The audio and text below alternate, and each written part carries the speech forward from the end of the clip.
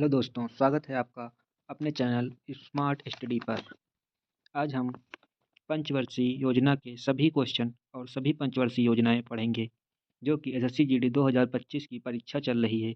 इसमें हर एक सेट में एक क्वेश्चन पंचवर्षीय योजना से आ रहा है। तो इस वीडियो में आप देखेंगे तो सारे आपके क्वेश्चन बाहर नहीं जाएगा। जिनका पेपर आगे आने वाला है वो इस वीडियो को ज़रूर देखें, क्योंकि इस वीडियो से एक क्वेश्चन आपको ज़रूर मिलेगा। चलिए शुरू करते हैं। पहली पंचवर्षीय योजना का कार्यकाल 1951 से 56 तक चला।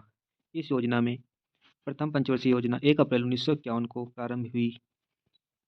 इस योजना का मॉडल हेराल्ड डोमर मॉडल पर आधारित थी। इस योजना का मुख्य उद्देश्य अर्थव्यवस्था का संतुलन विकास करना था। इस योजना में कृषि को प्राथमिकता दी गई और इस दौरान कई बड़ी सिंचाई परियोजनाएं शुरू की गई, जैसे भाखड़ा नागल बांध, दामोदर घाटी व्यास नदी परियोजना। इन सारे पॉइंटों को आप लोग ध्यान दीजिए, इन्हीं पॉइंटों में से क्वेश्चन आएगा पेपर में। सेकेंड पंचवर्षीय योजना 1956 से 1961 तक चली। यह पीसी महालनोबिस मॉडल पर आधारित थी। इसका उद्देश्य औद्योगिक क्षेत्र का विकास करना था। इस परियोजना में भिलाई इस्पात कारखाना, जो रूस के सहयोग से छत्तीसगढ़ में बनाया गया, इसकी स्थापना इसी योजना में की गई थी। इसके अलावा दुर्गापुर इस्पात कारखाना पश्चिम बंगाल में ब्रिटेन के सहयोग से बनाया गया और तीसरी राउरकेला इस्पात कारखाना उड़ीसा में जर्मनी के सहयोग से इसी योजना में बनाया गया। ये तीनों इस्पात कारखाने बहुत इंपॉर्टेंट हैं। और इसके अलावा खाद्य एवं ग्रामीण उद्योग आयोग की स्थापना इसी योजना के तहत हुई। तीसरी पंचवर्षीय योजना 1961 से 1966 तक चली। इस पंचवर्षीय योजना का मुख्य उद्देश्य अर्थव्यवस्था को आत्मनिर्भर बनाना था। इस योजना में भारत चीन युद्ध 1962 में हुआ। इसके अलावा भारत पाकिस्तान युद्ध 1965 में हुई तथा इस युद्ध के कारण भीषण सूखा के कहानी योजना अपने लक्ष्य तक को प्राप्त नहीं कर सकी। इस योजना में बोकारो इस्पात संयंत्र की स्थापना हुई।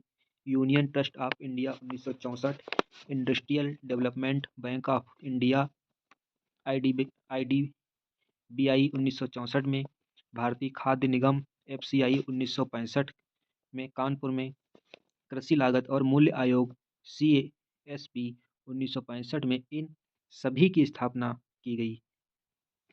इस योजना में कृषि व उद्योग दोनों को प्राथमिकता दी गई थी।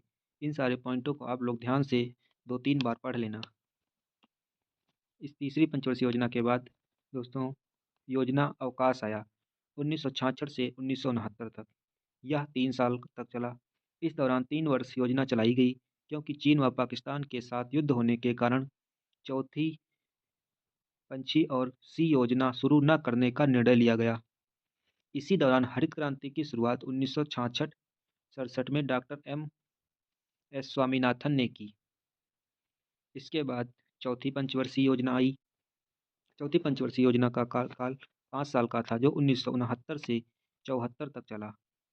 इस योजना को गार्ड की योजना, ये सॉरी दोस्तों ये गलत है, इस योजना को गाडगिल की योजना के नाम से जाना जाता है। यह योजना असफल रही, क्योंकि 1971 में भारत पाकिस्तान के युद्ध के आर्थिक संकट उत्पन्न हो गया था। इसके अलावा 1969 में इसी योजना में 14 वाणिज्यिक बैंकों का राष्ट्रीयकरण तथा 1974 में पोखरण राजस्थान में नाभिकीय परीक्षण स्माइलिंग बुद्धा इस योजना की प्रमुख उपलब्धियां थी। इसका कार्यकाल दोस्तों याद रखना 1969 से 74। पांचवी पंचवर्षीय योजना 1974 से 78। दोस्तों यह योजना केवल 4 साल तक चली। इस योजना का मुख्य उद्देश्य गरीबी उन्मूलन तथा आत्मनिर्भरता की प्राप्ति थी। इस योजना में सर्वोच्च प्राथमिकता कृषि को दी गई। इसी योजना में गरीबी हटाओ का नारा इंदिरा गांधी ने दिया। क्षेत्रीय ग्रामीण बैंकों की स्थापना 2 अक्टूबर 1975 को इसी योजना के तहत की गई। पांचवी पंचवर्षीय योजना के बाद अनवरत योजना आई, जो 1978 से 80 तक चली। इसका कार्यकाल 2 साल का था। छठी पंचवर्षीय योजना 1980 से 85 तक। ये कुछ महत्वपूर्ण पॉइंट। इस योजना के तहत नाबार्ड की स्थापना 1982 में की गई। दोस्तों, नाबार्ड की स्थापना हर पेपर में बार बार पूछता है, तो ये सन याद रखना 1982 में हुई। इस योजना के दौरान 6 बैंकों का राष्ट्रीयकरण 1980 में किया गया। ये भी बहुत इंपॉर्टेंट है। इसके बाद 7वीं पंचवर्षीय योजना आई, जो 1985 से 90 तक चली। इसमें सेबी की स्थापना 1988 में हुई। जवाहर रोजगार योजना 1989 में हुई। इसमें जो है सेबी की स्थापना 1988 में बार बार पेपर में पूछता है, ये जरूर नोट कर लेना। के बाद योजना अवकाश 2 साल के लिए है, 1990 से 1992। इसमें सिडबी की स्थापना हुई 1990। तो दोस्तों, सिडबी भी बहुत बार एग्जाम में पूछा जाता है, बार बार। इसके बाद 8वीं पंचवर्षीय योजना 1992 से 97 तक चली। इस योजना के तहत 1 जनवरी 1995 को विश्व व्यापार संगठन WTO की स्थापना की गई। 9वीं पंचवर्षीय योजना 1997 से 2002 तक।